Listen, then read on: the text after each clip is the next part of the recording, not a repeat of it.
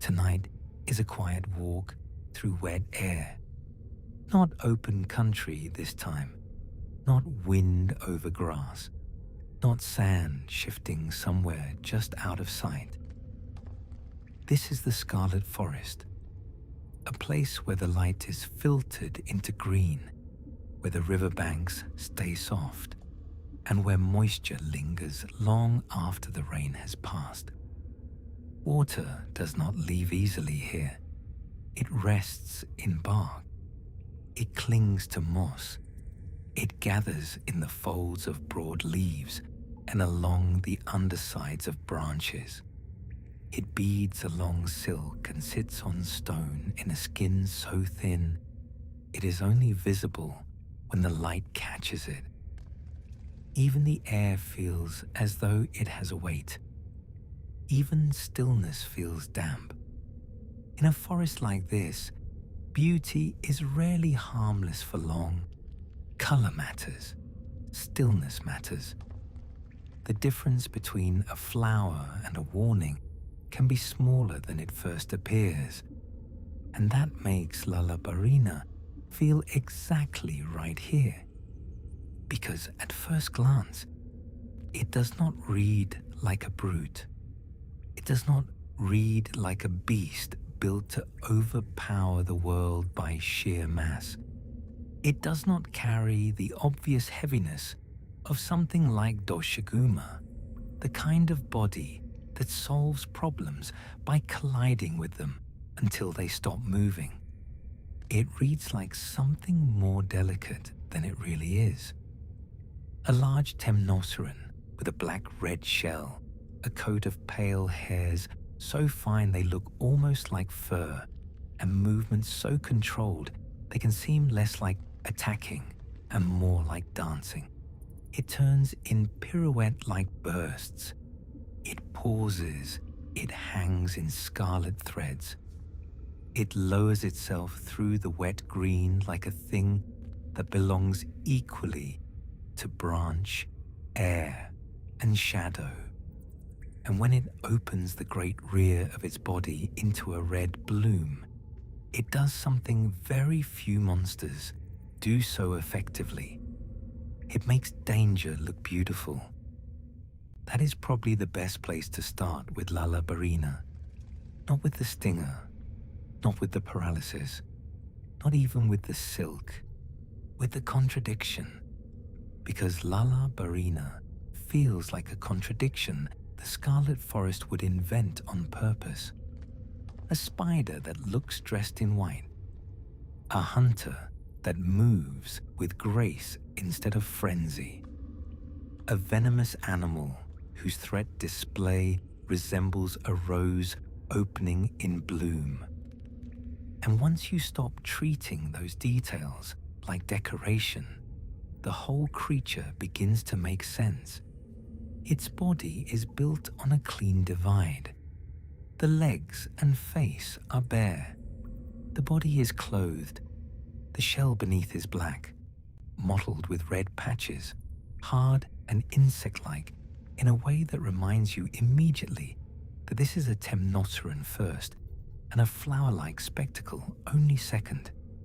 It has that rigid certainty to it, that plated confidence chitin often has, as though the creature was assembled from lacquered shields and articulated knives.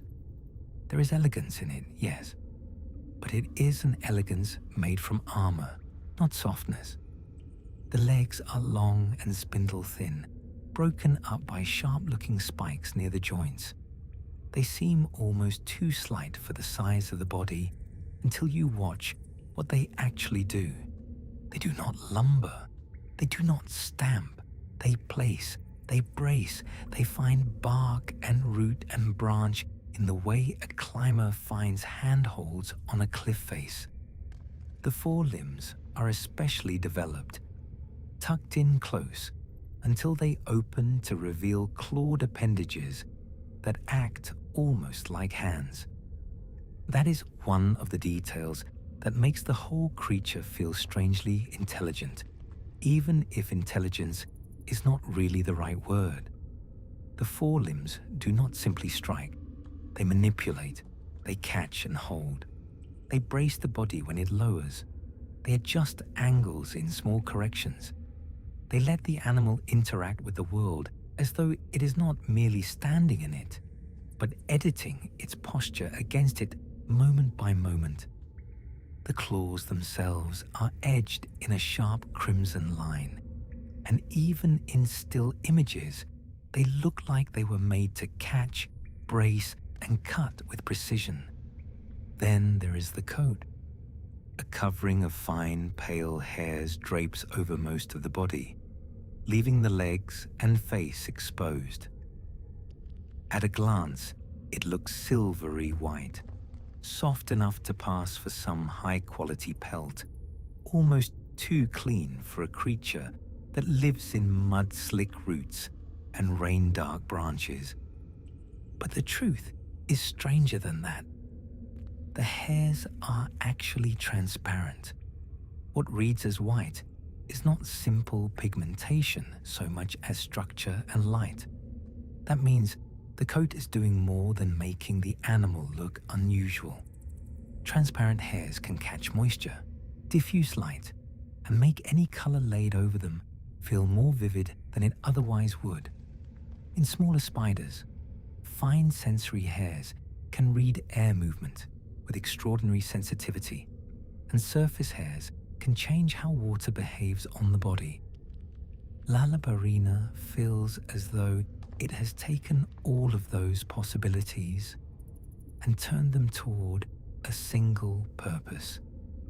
That matters later, because the famous red bloom of Lala Barina does not appear out of nowhere. It is produced. Within its body, Lala Barina creates a thick mucus containing a neuroplegic agent, not a dry powder, not a venom kept only for puncture wounds, a thick mucus. That means the fluid is meant to spread, to cling, to remain present for a while rather than vanish immediately. In smaller arthropods, toxins often work by interfering with the ordinary signaling of nerves and muscles. Movement falters, timing breaks, limbs answer too slowly, or not at all. A body can still be alive and yet lose command of itself, one signal at a time. Lala Barina seems built around that principle. When that fluid mixes with water, it produces the red, petal-like bristles that gather around the rear of the abdomen.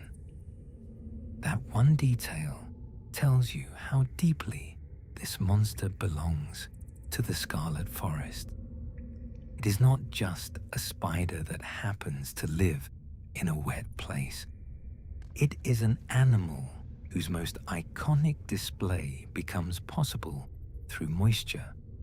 Water is part of the flower, and in the Scarlet Forest, water is everywhere.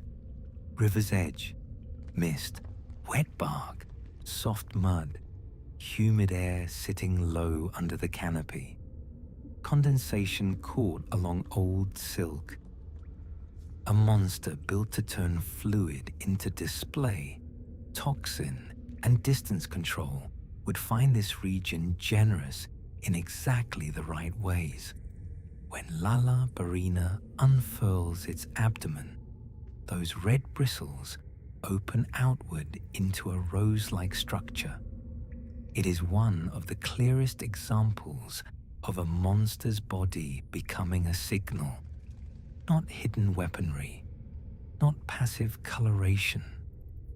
A full display opened at will, presented outward like something that wants to be seen. And in a way, it does, because that bloom is not only ornament, it is deployment. By rubbing its hind legs against the opened abdomen, Lala Barina spreads those red florets into the surrounding space. That rubbing matters. It is not random movement. It is active release. There is an echo here of spiders that weaponize their own body coverings. Some tarantulas carry specialized barbed hairs on the abdomen and kick them loose with the hind legs as a defensive cloud. Lala Barina seems to follow a similar logic, only more elegant and far more dangerous. Its drifting florets are not mere irritants. They carry chemistry, they carry consequence. They float down slowly and gracefully, which is part of what makes the whole thing so eerie. Nothing about the movement suggests panic. Nothing about it is rushed. The florets drift, they settle, they make the air around the monster feel occupied, and each one carries paralysis. Not enough, individually, to instantly drop something large, but enough that repeated contact matters. Enough that a space filled with them becomes a hazard.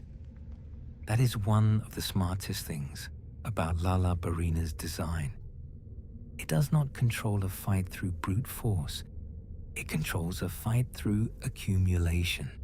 A prick here, a drifting floret there, a sudden stinger thrust, a few scarlet threads forcing you to move differently than you wanted to. A half-step delayed because something in your limb no longer answers as quickly as it should. The monster wins by making the area around it slowly less safe to occupy, then using its own precision to punish hesitation. And precision is what the rest of its body is built for. Lala Barina is not heavy in the way Doshaguma is heavy. It does not feel planted. It feels suspended. Suspended in thread. Suspended between branch and root. Suspended between stillness and movement. The movements described around it are quick, brief, and deliberate. It often pauses between actions, as if reconsidering the angle of the next one. Then it moves in a sharp, graceful burst, a pirouette, a leap, a sudden stab, a turn through the air that looks choreographed until the stinger lands and reminds you that choreography can still be violence. There is a real biological logic hiding under that grace. Many spiders read their world through vibration and air movement as much as through sight. Fine hairs and strain sensors turn the slightest disturbance into usable information. A forest full of clutter is not silent to a body like that. It is full of signals. A branch trembling under weight, silk tightening by a fraction. Lala Barina's pauses make more sense if you imagine them not as hesitation, but listening. That stinger deserves its own moment. The abdomen hides a large segmented spike, retractable until it is needed. When it strikes, it does so rapidly and with enough force and sharpness to be compared to a sword. That is not the language of a simple insect sting. That is the language of a weapon built to penetrate. And what it delivers is not just pain, but that same thick red mucus carrying the neuroplegic effect. So the paralysis exists in two forms. One is broad and atmospheric, the drifting florets. The other is precise and intimate, the stinger. That makes the whole system feel coherent. The bloom spreads the threat. The stinger finishes the job. The display tells you to keep your distance. And if you fail to listen, the spike handles the rest. It also reveals something else. Lala Barina does not trust only one route to success. It has redundancy, distance control through florets, spatial control through silk, body placement through forelimbs, penetration through the stinger, information through hairs and vibration. A body that can read, shape, and punish the same stretch of forest all at once. Even the silk fits cleanly into that same logic. Lala Barina can produce thin scarlet threads and use them for locomotion, for suspending itself, for binding prey, and for building nests. The color matters here too. Scarlet silk in a wet green forest is not invisible, but that may not be the point. The threads do not need to disappear completely if the monster already relies on hesitation and misjudged spacing more than on perfect concealment. A visible thread can still shape movement. It can still create boundaries. It can still turn part of the forest into territory. And territory matters a great deal with Lala Barina. The creature is highly territorial and willing to go after other monsters in its area, whether they are large or small. It is often seen fending off Pirigil swarms or a lone doshaguma, which tells you something important immediately. This is not a shy ambush specialist that avoids contest whenever possible. It has enough confidence in its own tools to challenge things that outweigh it. Not because it is invincible, but because it does not need to overpower everything directly.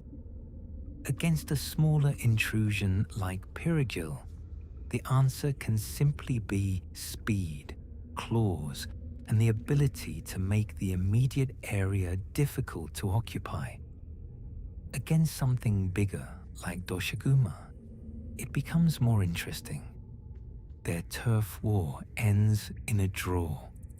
Lala Barina lands paralysis, but takes heavy damage in return. That outcome says a great deal about how Lala Barina relates to force. It is not built to win a straightforward contest of mass. If something heavy reaches it cleanly, the spider pays for it. The body is elegant, but elegance is not the same thing as durability. What Lala Barina seems to specialize in instead is interruption. It breaks rhythm. It stops the larger body from using all of its size the way it wants to. It makes a charge less clean, a step less certain, a follow-up slower than it should have been. In a forest where footing is already complicated and sight lines already crowded, that kind of interruption can matter almost as much as direct damage. This is probably why the pirouette-like movements suit it so well. They are not there only to make the monster look theatrical. They let it keep changing angles in a cluttered environment where a single fixed line of attack would be easy to punish. Turn, pause, strike, withdraw, bloom, drift, reposition. Against something slower or heavier, the whole fight becomes a problem of timing. Not how much force can be generated, but whether the force arrives before the opening closes again. There may be another layer to that movement as well. Spiders can rely in part on internal hydraulic pressure to extend key joints. That lends spider movement its strange quality, that feeling of a body unfolding itself with sudden exactness. Lala Barina is much larger and more specialized than any ordinary spider, but some hint of that principle seems easy to imagine in it. That also makes the spider feel deeply Scarlet Forest. The forest rewards things that can use clutter, humidity, and layered space. Lala Barina does not simply live there. It fights in a way that only really makes full sense there.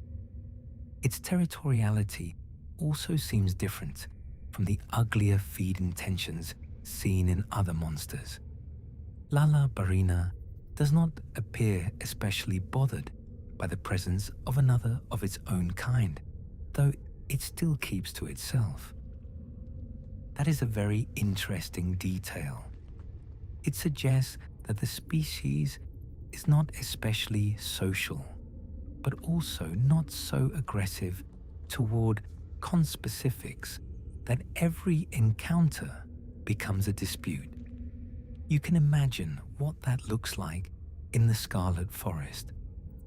Not group living in the warm mammalian sense, not companionship, just a kind of spacing, an understanding of distance. One nest here, another farther off, one bloom opening under the canopy, while another remains folded near the river. Tolerance, but not intimacy. That fits the species beautifully, because so much of its whole ecology is about distance. Distance from prey until the moment of strike. Distance enforced by drifting florets. Distance marked by silk and territory. Distance maintained even among its own kind. And then there is the ordinary life, the part that makes the monster feel like an animal instead of a concept. One of the best small details is that Lala Barina uses its clawed forelimbs to steady itself as it lowers down to drink at the river's edge. That image does a lot of work. It tells you the forelimbs are not just weapons. They are tools. They help it brace. They let it handle a body that is large in the rear and light in motion. They make the spider feel almost careful in stillness. You can picture it there. The river low and red-brown in the light. The body suspended forward, clawed hands touching the bank for stability. Transparent hairs lifting slightly in the damp breeze. A shape that looks almost ceremonial until it moves, and the nest gives you another glimpse of ordinary life. Lala Barina uses scarlet threads to build nests large enough to matter in the forest. Prey can be dragged back there. Captured food is defended. A stolen spoil can trigger retaliation. And when weakened, the monster returns to that nest and sleeps upside down. That last detail is wonderful because it is so specific. It tells you not just how it fights, but how it rests. Not curled on the ground, not hidden in a hollow. Hanging, inverted. A body designed for a vertical world, returning to a vertical place when it no longer wants to be seen. The nest also tells you what kind of predator this is when no one is watching. A web in the Scarlet Forest does not need to span an open field to be effective. It only needs to occupy the right pocket of space. Between roots, under hanging branches, along the quieter reaches of the canopy, Lala Barina can turn a section of the forest into something half shelter and half instrument. Scarlet silk catches droplets, florets gather in corners. Prey remains if there are any. Change the smell of the air. Condensed damp deepens the color of the threads until they resemble wet veins drawn through the wood. Even before the spider itself appears, the nest can announce that this is no longer neutral ground. That matters because Lala Barina does not control territory the way a brute controls territory. It does not simply stand there and dare the world to approach. It changes the feel of the place instead. A path becomes narrower than it looks. A branch becomes less safe to brush past. An open patch beneath the nest stops feeling open once enough silk crosses it and enough fallen florets collect there. An approach that should be easy starts to ask for caution before anything visible has even moved. Territory becomes atmosphere before it becomes violence, and that makes the Scarlet Forest a particularly good home for it. Dense vegetation already breaks sight lines. Moist air already softens edges. Strange shapes already hang where they should not. River haze already makes the middle distance difficult to trust. Lala Barina does not need to impose an alien logic on the region. It only needs to sharpen what is already there. A little more red, a few more threads, a little more stillness in the wrong place. That also means the nest is more than shelter. It is a center of gravity, a place where prey becomes stored safety, a place where scarlet silk gathers densely enough to change the color of a patch of forest, a place where even before you see the creature itself, you might read the signs of it. Threads, dropped florets, a shape hanging where a shape should not be, a quietness that feels arranged instead of natural.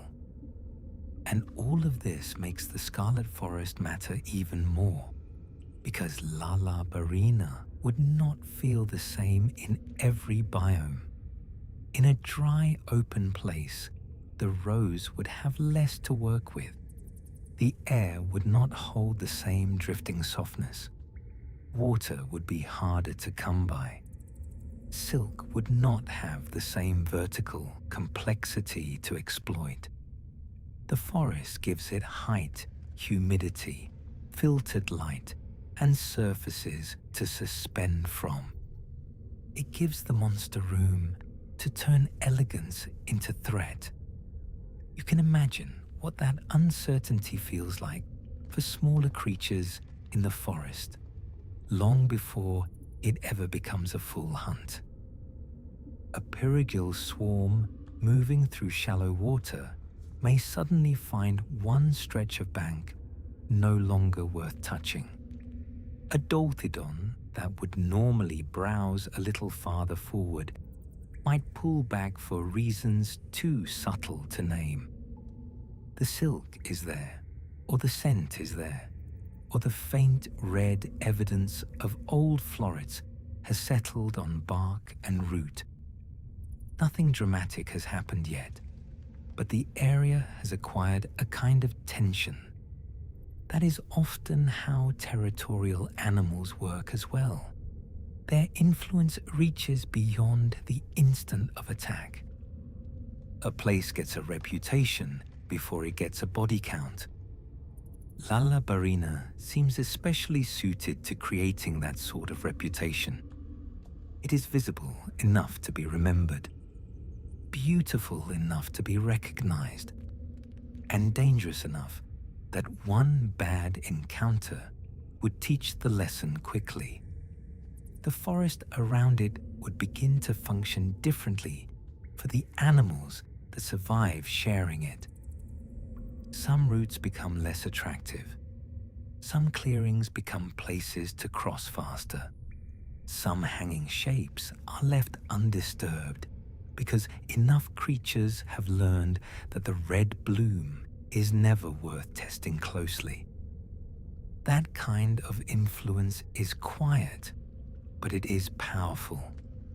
It means the monster does not only defend a nest or kill prey, It alters movement. It teaches avoidance. It leaves behind a little geography of hesitation.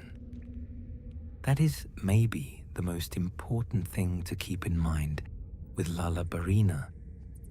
For all the bloom and silk and color, it is still a spider, not a web builder in the quiet orb weaver sense perhaps, not a motionless trapdoor ambusher either, but a predator built around control of approach, control of contact, and control of what happens after the first mistake. Its claws help place the body. Its legs puncture and brace. Its coat catches damp, softens light, and turns moisture into part of its display. Its hairs likely do the subtle work of sensation too. Its silk shapes the space. Its abdomen blooms when it wants the world to back away. Its florets punish those who do not. Its stinger ends arguments more directly. Everything points back to that same idea. Lala Barina does not need to be the strongest thing in the Scarlet Forest. It only needs to make touching it the wrong choice. And that is what makes it feel so complete. The white coat is not random prettiness. The red bloom is not random spectacle. The dance-like motion is not random flair. The scarlet silk is not just visual branding. All of it serves the same ecology. A predator that survives by precision, territory, and making the beautiful parts of itself the parts you should fear most. If you want to picture it now, do it slowly. A dim stretch of scarlet forest late in the evening, water moving quietly somewhere nearby, the canopy holding back most of the sky, mist sitting low enough that distance looks softer than it is, the trunks dark with old damp, a thread of scarlet silk hanging where it should not be, then another, and lower down near the edge of a root or stone, a pale body almost lost against the humidity. At first, it is only shape, then texture, the pale drape of transparent hairs, the dark shell beneath, the long joints broken by spikes, the folded forelimbs waiting close to the body like hands at rest. Then the forelimbs unfold. The abdomen opens. Red appears where there was white. Not all at once, but enough to make the shape resemble a flower in the wrong kingdom. Then the hind legs move lightly against the bloom. Florets drift into the air. Nothing rushes, nothing lunges yet. The danger is already happening. The air is occupied. The space is no longer yours. The forest has given one of its quiet places away, and it is not asking whether you noticed. Let it stay there tonight. Let the silk stay in the trees. Let the red petals fall somewhere far from the path. Let the scarlet nest hold its shape under branch and leaf. Let the droplets gather along thread and bloom. Let the upside-down sleeper in the nest remain undisturbed beneath the canopy. And if the Scarlet Forest wants to keep one of its flowers, let it keep this one. Good night, hunter.